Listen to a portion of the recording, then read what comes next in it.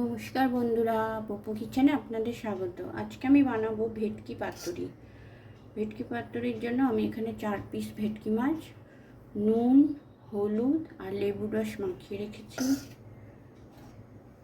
এখানে আমি নিয়েছি কাঁচা লঙ্কা, নারকেল, এখানে আছে হলুদ আর লবণ, এখানে সর্ষের তেল, এখানে আছে 4 কোয়া রসুন, পোস্ত, এখানে আছে সাদা সর্ষে, কালো সর্ষে।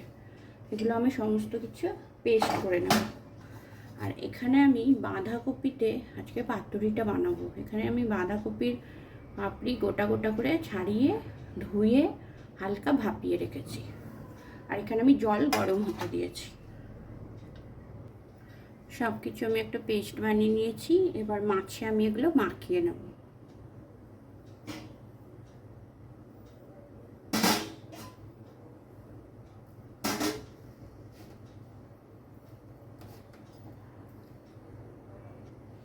আমি এরকম একটা ঝাঁঝরি গরম জলের উপর বসিয়ে দিলাম।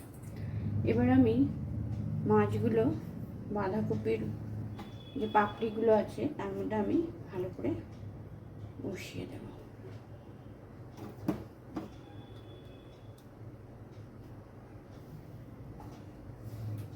উপর থেকে দিয়ে দিলাম একটা কাঁচা লঙ্কা।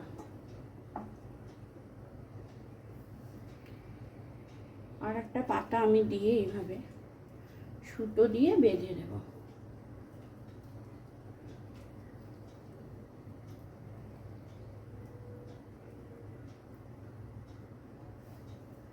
সুতো দিয়ে বেঁধে দেব।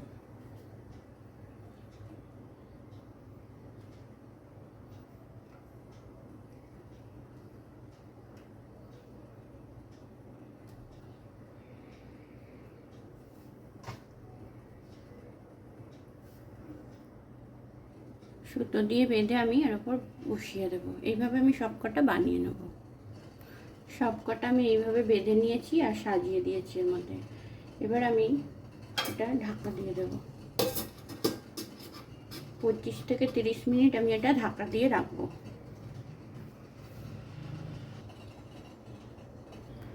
আধা ঘন্টা মতো হয়ে গেছে। এবার আমি এটা ঢাকনাটা খুলে দেখব হয়েছে কিনা।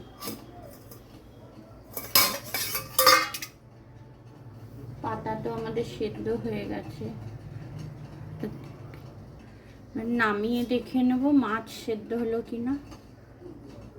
গ্যাসটা আমি একটু অফ করে দিই।